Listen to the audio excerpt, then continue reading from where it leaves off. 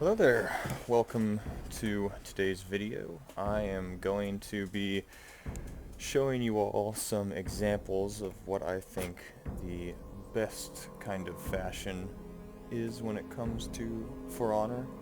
Um, Now I'm just going to do a little disclaimer here at the beginning of the video. Everything that I say is my opinion, obviously, and although I do have quite a lot of time in this game, and I like to think I have a quite a good sense of aesthetic, it is, my opinion at the end of the day. So I'm just gonna go through some of my builds, especially for my warden, who obviously is my main. Nice.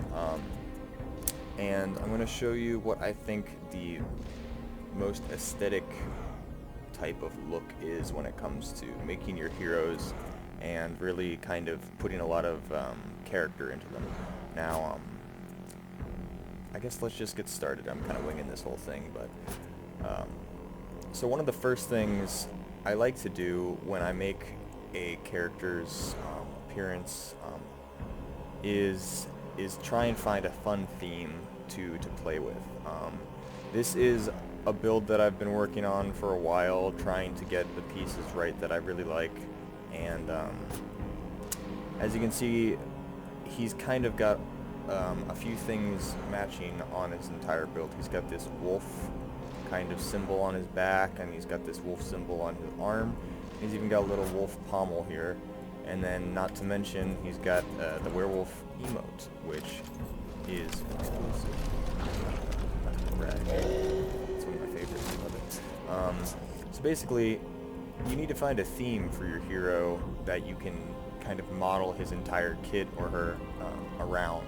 And with this guy, I wanted it to be werewolf stuff, right? Or just dog, wolf, kind of cool stuff like that, because I wanted to make a hero or a warden that was, like a gross and smelly dog knight that could turn into a werewolf at any time and go ham.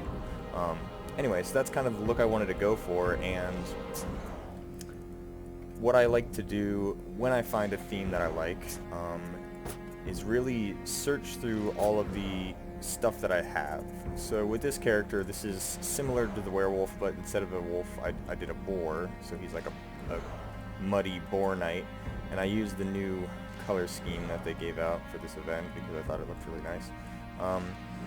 Basically, you just want to go for a nice clean look. Like a lot of the times when I'm working trying to find a good aesthetic for a hero, I spend tons of time just looking at the different patterns and how they kind of relate to the symbol that's on the back of the tabard. And you really got to figure out a good balance of color and line. Like here we have the symbol at the top here, and it's important to make sure that the symbol can be clearly seen. Like there's a nice contrast with this dark brown and the orange of the boar's head, so that you can clearly see that this is a boar's head. If I had something like this going on, you can tell that the brightness of this orange mixed with this brightness of this orange is going to make it a little bit more difficult to see that head, so it's going to be a little bit less appealing to look at because you're kind of thinking too hard when you look at it, and it just doesn't look nice, it's kind of sloppy. And the same goes for unfortunately, a lot of the patterns. I think when you're trying to implement emblems with patterns on your back or in any other location, to be honest, it can become difficult because of how much is going on. And I think some of the best choices when it comes to aesthetic for a hero or a knight or whatever character you're building is really less is more. Everybody always says that, and I think it's true. Like with a lot of these patterns here, the basic ones that you get at like level 1 or level 2, they have some really simplistic designs to them. Like something like this. Let's see. Something like this. This is really basic. It's just half and half.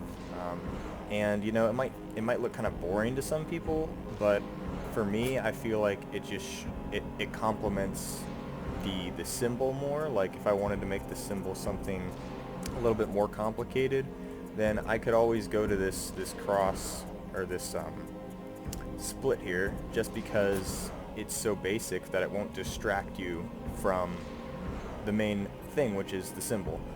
And that's kind of what I feel like the pattern's purpose is. Like, the back pattern is to support everything else, including whatever the main theme is, which is the war for this guy. And the reason I chose this spiked look is, one, because it helps you see the boar's head, and it kind of, you know, frames it in a nice way so that you can see it really well. And then it also has this point at the bottom, and I wanted to use this point because I have this chest piece here where at the bottom is these three little diamond cutouts, right? And so this point coming down really complements these diamond points as well, and I think that is like almost a next level kind of working together thing. Like, things are fitting together really nicely when it comes to this pattern, just because of the similarities. You know, you want to create repetition in your designs, and you want to have everything working through each other and working with itself. One of the other things that I wanted to do with this was kind of give the knight, his armor anyway, a very like grungy kind of blocky look, you know, robust, kind of like a boar. You know, he like smashes people up, you know, he's all sturdy and kind of stubborn looking. So I chose this helmet because, I don't know, there's just something about this helmet to me that looks very, you know, not regal. It doesn't look fancy. It doesn't look like something you would see some really rich royal knight having. It looks more like something you'd see a, you know, forested or hedge knight kind of helmet wear. Compared to something like this, which is a whole lot more oriental, or not oriental, or it's just designed in a way that is very, very fancy, and that's obviously not the look we're going for with this one. So one of the other things that's with this helmet is you see these giant rivets, and honestly I don't really like the rivets that much, but I can look past them because, you know, rivets are kind of cool, I guess. And in a way, I like to implement other pieces of armor to have big rivets like that too. So I chose these arm pieces that have lots of rivets in them, and they also are just big and bulky, a lot like this helmet is. And same with the chest plate. You see these two huge rivets right on his chest plate, and it just kind of makes the armor all part of the same theme. And the same with the armor, you want to kind of tie that in with your weapon. With this weapon, I wanted to give the blade kind of a saw-like texture, just because when you think of boars, you think of them like tearing through things, or like, you know, they call them razorbacks and stuff like that. So I kind of wanted to have that as part of the theme, like this saw-like blade. And there's lots of blades you can choose from in this game. Some of them can be really, really fancy. Like this is pretty cool, and it even has a little bit of that flanged look to it that looks really cool. This looks like more of like an elven or nature-y type build, if you'd ask me. But yeah, you really want to get everything kind of working together, and it's hard to say exactly how to do that, just because a lot of this is just so much like opinion, you know. A lot of this is so much of people just thinking they know what's up. You know, that's kind of defeating the purpose of this video, but at the same time, I just think it's fun to talk about this kind of stuff for me. One of the other main and quite important things are your ornaments. Ornaments can be like one of the first things people look at when they look at your character. They see their helmets and they see their ornament, and they're like, oh, neat. And then there's also the color scheme. But with the ornaments, I really wanted to, you know, not have something too flashy. Like, I thought about even doing something like the mohawk, just because, you know, razorback mohawk kind of thing. I thought that would be pretty cool, but I also thought that it just didn't look very knight-like. I don't know. This ornament's kind of cool, but it's really not my stick, I guess. And I even looked at the crown a little bit, but once again, I think it's just a bit too regal.